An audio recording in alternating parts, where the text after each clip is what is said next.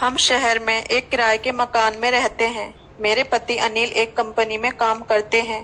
मेरे दो बच्चों में से एक बच्चा यानी मानसी से बड़ा लड़का अमन तो अपने ननिहाल में पढ़ रहा है, क्योंकि यहाँ पैसों की समस्या है।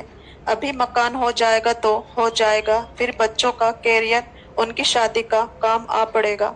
ऐसे में खुद का मकान तो होने से रहा। एक दिन घर का काम निपटाते हुए रात के 10:30 बज गए थे। अनिल के आने का कोई अता पता नहीं था। हालांकि उसने मुझको फोन करके बता दिया था कि उसे आने में देर हो जाएगी, सो मैं खाना खाकर दरवाजा बंद कर कर सो जाऊं, उसका इंतजार ना करूं। चाबी उसके पास है, वह आकर दरवाजा खोलकर जो कुछ खाने को रखा है खाकर सो जाएगा। ये जानते हुए भी मैं अनिल के आने का इंतजार में करवटें बदल रही थी। मैं देखना चाहती थी कि आखिर उसके आने में कितनी देर होती है, जबकि बेटी मानसी सो चुकी थी। समय काटने के लिए मैंने रेडियो पर पुराने गाने लगा दिए थे, जिन्हें सुनते सुनते मुझे कब नींद आ गई पता नहीं चला। एक मेरी नींद टूटी। अनिल अभी भी नहीं आया था। कोई काम धाम नहीं है, ये सब बहानेबाजी है, मैंने मन ही मन में कहा। दरअसल अनिल उस रीता के चक्कर में है, जिससे वह उससे एक बार मिलवा भी चुका था। मुझसे वह घड़ी आज भी भुलाई नहीं भूलती। कितना जोश में आकर उसने परिचय कराया था, इनसे मिलो सरिता, ये मेरे ऑफिस में ही है, हमारे साथ काम करने वाली रीता। बहुत अच्छा स्वभाव है इनका। और रीता ये है मेरी पत्नी सरिता। मुझको तो शक हो गया था, एक पराई औरत के प्रति ऐसा खिंचाव, और बाद में वह उसे छोड़ने भी गया था। चाहता तो किसी बस में बिठाकर विदा भी कर सकता था, पर नहीं। मैंने उठकर रेडियो बंद कर दिया और सोने की कोशिश करने लगी। आखिरकार नींद लग ही गई। पता नहीं कितना समय हुआ कि मैंने अपने शरीर पर किसी का हाथ महसूस किया। मुझे लगा था कि ये अनिल ही हैं। मैंने उसके हाथ को अपने सीने से हटाया और नींद में कहने लगी, सोने दो, नींद आ रही है। कहाँ थे इतनी देर से? समय से आना चाहिए था ना। क्या करूं डार्लिंग, कोशिश तो जल्दी आने की ही करता हूँ। अनिल ने मुझको अपनी ओर खींचते हुए कहा, आप रीता से मिलकर आ रहे हैं ना? मैंने अपने आप को छुड़ाते हुए ताना सा कसा, इतनी अच्छी है तो मुझसे शादी क्यों की, कर लेते।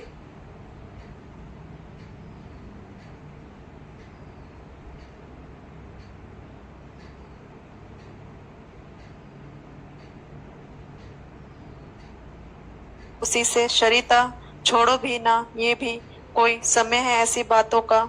आज अच्छा मूड है, आओ ना। तुम्हारा तो अच्छा मूड है, पर मेरा तो मूड नहीं है ना। चलो सो जाओ प्लीज। मैं दूसरी ओर मुंह करके सोने की कोशिश करने लगी। तुम पत्नियां भी ना कब समझोगी अपने पति को? अनिल ने निराश होकर कहा, पहले तुम मेरे हो जाओ। मैं तुम्हारी ही तो हूँ बाबा, पिछले 12 सालों से तुम्हारा ही हूँ। सरिता, मेरा यकीन मानो तो सच बताओ, इतनी देर तक उस रीता के साथ ही थे ना? देखो, जब तक मैं उस कंपनी में था, उसके पास था। जब मैं वहां से जॉब छोड़कर दूसरी कंपनी में काम कर रहा हूँ, तो अब वह यहाँ कहाँ से आ गई? मुझे तो यकीन नहीं होता। जल्द ही सब तुम्हारे हिसाब से चलने लगेगा, ठीक है? अच्छा, अब तो मान जाओ। नहीं, बिल्कुल नहीं, मुझे तो बिल्कुल यकीन नहीं होता। तुम एक नंबर के झूठे हो। मैं कई बार तुम्हारा झूठ पकड़ चुकी हूँ, तो तुम नहीं मानोगी जब तक मुझे पक्का यकीन नहीं हो जाता। मैंने कहा तो तुम्हें यकीन कैसे होगा? बस सच बोलना शुरू कर दो और समय से घर आना शुरू कर दो। अच्छी बात है, कोशिश करता हूँ। रंग में भंग पड़ता देख अनिल ने अपने कदम पीछे खींच लेने में ही भलाई समझी। वे नहीं चाहता था कि बात आगे बढ़े। वे भी करवट बदलकर सोने की कोशिश करने लगा। मेरा शक अनिल के प्रति यूं ही नहीं था। दरअसल कुछ महीने पहले की बात है। मैं और अनिल मानसी के साथ शहर के एक बड़े गार्डन में घूमने गए थे, जहां वह रीता के साथ भी घूमने जाता रहा था। वहां से वे अपने एक परिचित भेल वाले के यहाँ नाश्ते के लिए चले गए। भेल वाले ने सहज ही पूछ लिया था कि आज आपके साथ वे उपकट बालों वाली मैडम नहीं है। बस ये सुनते ही मेरे तन बदन में आग लग गई थी और घर लौटकर मैंने अनिल की अच्छे से खबर ली थी। अनिल ने लाख सफाई दी पर मैं नहीं मानी थी। जैसे तैसे आगे ना मिलने की कसम खाकर अनिल ने अपना पिंड छुड़ाया था। मेरी बातों में सच्चाई थी, इसलिए अनिल कमजोर पड़ता था। अनिल रीता के चक्कर में इस कदर पड़ा था कि वह चाहकर भी खुद को रीता से अलग नहीं कर पा रहा था। अब एक ही रास्ता था कि रीता शादी कर ले और अपना घर बसा ले, पर एक तरह से रीता ये जानते हुए कि अनिल शादीशुदा है, वह खुद को उसे सौंप चुकी थी। अनिल में उसे पता नहीं क्या नजर आता था। यहाँ तक कि जब मैं गांव में कुछ दिनों के लिए अपनी माँ के यहाँ जाती तो रीता मेरे घर आ जाती और फिर दोनों मजे करते, पर मुझको किसी तरह इस बात की भनक लग गई थी, इसलिए मैंने अब माँ के यहाँ जाना कम कर दिया था। मैं संबंधों की असलियत को समझ नहीं पा रही थी, क्योंकि जहाँ एक और मैं माँ बनने के बाद अनिल से प्यार में कम दिलचस्पी लेती थी या लेती ही नहीं थी, वही दूसरी ओर अनिल अब भी मुझसे पहले वाले प्यार की उम्मीद रखता था।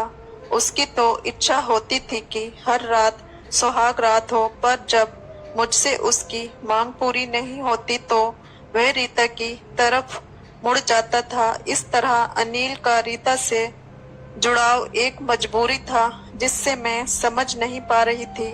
मैंने रीता वाली सारी बातें अपने तक ही सीमित रखी थी। मेरे सामने ये जो रीता वाली उलझन है, मैं इसे खुद ही सुलझा लेना चाहती थी। अगले दिन अनिल ने काम पर जाते हुए मेरे हाथ में 500 रुपए रखे और मुस्कुराते हुए मेरे कलाई सहलाई। मैंने आंखें तर्री। अनिल सहमते हुए बोला, जानू आज साप्ताहिक हाट है, सब्जी के लिए पैसे दे रहा हूँ, भूलना मत वरना फिर रोज आलू खाने पड़ेंगे। कहते हुए टीवी देख रहे थे। मानसी को प्यार से अपने पास बुलाते हुए उसने शाम को आइसक्रीम खिलाने का वादा करते हुए अपने बैग को थमाते हुए बाहर निकल गए। मैं दरवाजे बंद कर अपने काम में जुट गई। कामकाज खत्म कर मानसी को पढ़ाई की हिदायत देकर बड़ा सा झोला उठाए मैं दरवाजा लॉक कर बाजार की ओर निकल गई। मुझे मानसी के चलते घर जल्दी लौटने की फिक्र थी। अभी मैं कुछ सब्जियां ही ले पाई थी और एक सब्जी का मोल भाव कर रही थी कि किसी ने पीछे से कंधे पर हाथ रखा। मैं पलटी तो एक अजनबी औरत को देखकर अजरज करने लगी। तुम सरिता ही हो ना? उस अजनबी औरत ने मुझको हैरानी में देखा तो पूछा, जी, पर आप कौन हैं? अरे रमा दीदी आप। दरअसल आपको जूड़ों में देखा तो झटपट मैंने रमा दीदी के पैर छू लिए। सही पहचाना तुमने। कितनी कमजोर थी तुम पढ़ने में जब तुम मेरे घर ट्यूशन लेने आती थी। इसी से तुम मुझे याद हो, वरना एक टीचर के पास से कितने स्टूडेंट पढ़कर निकलते हैं, कितनों को याद रख पाते हैं हम लोग। आशीर्वाद देते हुए रमा दीदी ने कहा, मेरा घर यहीं नजदीक ही है, आइए ना घर चलिए। मैंने कहा, नहीं नहीं फिर कभी, अब मैं रिटायर हो चुकी हूँ और पास की कॉलोनी में रहती हूँ। लो ये है मेरा विजिटिंग कार्ड, घर आना, खूब बातें करेंगे।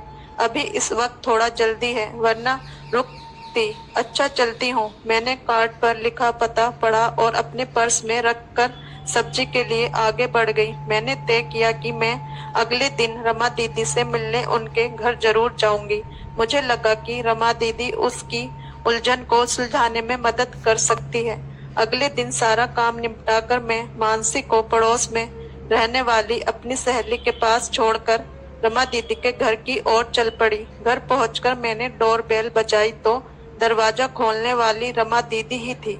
आओ सरिता कहकर अपने साथ अंदर ड्राइंग रूम में ले जाकर बिठाया। रमा दीदी ने पूछा, कहो क्या बात है सरिता, सब कुछ ठीक ठाक है? जिंदगी किस तरह चल रही है? तुम्हारे मिस्टर, तुम्हारे बच्चे? मैं फिर जो शुरू हुई तो बोलती चली गई। रमा दीदी बड़े गौर से सारी बातें सुन रही थी। उन्हें लगा कि मेरी मुश्किल हल करने में अभी भी एक टीचर की जरूरत है। अपनी उलझन बता देने से मैं काफी हल्का महसूस हो रही थी, जैसे कोई सिर पे से बोझ उतर गया हो। रमा दीदी ने गहरी सांस ली। उन्होंने कहा, मुझे गर्व है कि तुम मेरी स्टूडेंट हो। अपना ये सब्र बनाए रखना। ऐसा कोई गलत कदम मत उठाना जिससे घर बर्बाद हो जाए। आखिर ये दो बच्चों के भविष्य का भी सवाल है। तो बताओ ना दीदी, मुझे क्या करना चाहिए? मैंने पूछा। देखो सरिता, समस्या होती तो छोटी है, केवल हमारी सोच उसे बड़ा बना देती है। एक तो तुम अपनी तरफ से किसी तरह से अनिल को अनदेखा मत करो, उसे सहयोग करो। आखिर तुम बीवी हो उसकी। अगर वह तुमसे प्यार चाहता है तो उसे दो, धीरे धीरे सब ठीक हो जाएगा। रहा सवाल रीता का, तो इतना समझ लो, इस मामले में जो भी मुझसे हो सकेगा मैं करूंगी। मैं अब आपके भरोसे हूँ दीदी। अच्छा चलती हूँ, क्योंकि घर पर मानसी अकेली है। बिल्कुल जाओ, अपना फर्ज, अपनी जिम्मेदारी ठीक से निभाओ।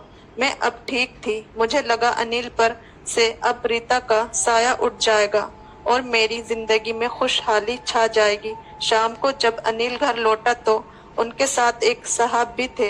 अनिल ने मुझसे उनका परिचय कराया और बताया, आज जब मैं एक बड़े मॉल में ऑफिस के काम से गया था तो वहां पर इनसे मुलाकात हुई।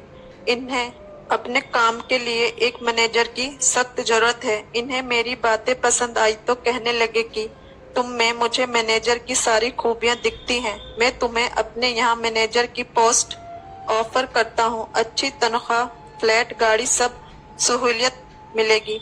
मैंने अपनी पत्नी से कहा कि अपनी पत्नी से बात किए बिना मैं कोई फैसला नहीं ले सकता, इसलिए इन्हें यहाँ ले आया हूँ। क्या कहती हो? क्या मैं इनका प्रस्ताव स्वीकार कर लूँ? पहले तुम कुछ दिनों के लिए वहाँ जाकर सारा काम काज देख लो, समझ लो, अच्छा लगे तो स्वीकार कर लो। मैंने खुश होते हुए कहा। मुझको ये अच्छा लगा कि कितना तवज्जो देते हैं मुझे। आज पहली बार मुझे लगा कि वह अब तक अनिल से बुरा बर्ताव करती रही है, वह भी सिर्फ एक रीता के पीछे, और ये उलझन भी अब उसे सुलझती नजर आ रही थी।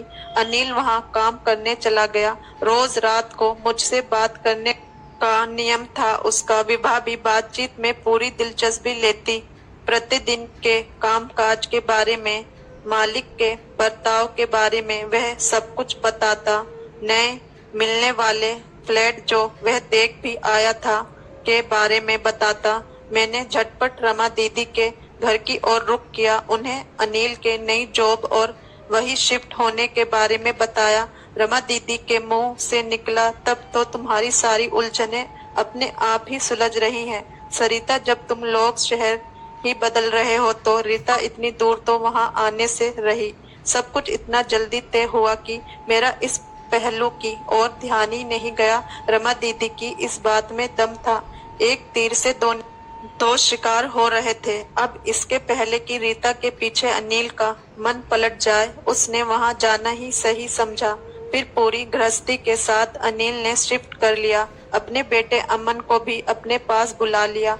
मैं नए शहर में नया घर देखकर आवक थी। ऐसे ही घर का तो मैंने कभी सपना देखा था। दोनों बच्चे तो ये सब देखकर चहक उठे। अनिल में शुरू में उदासी जरूर नजर आई। मैं समझ गई थी कि ऐसा क्यों है, पर मैंने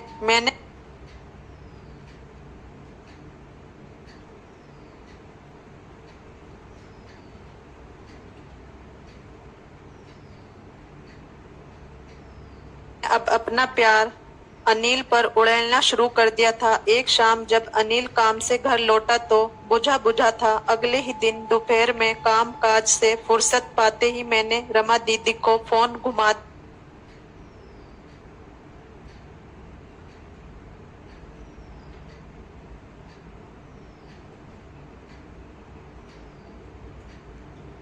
दिया।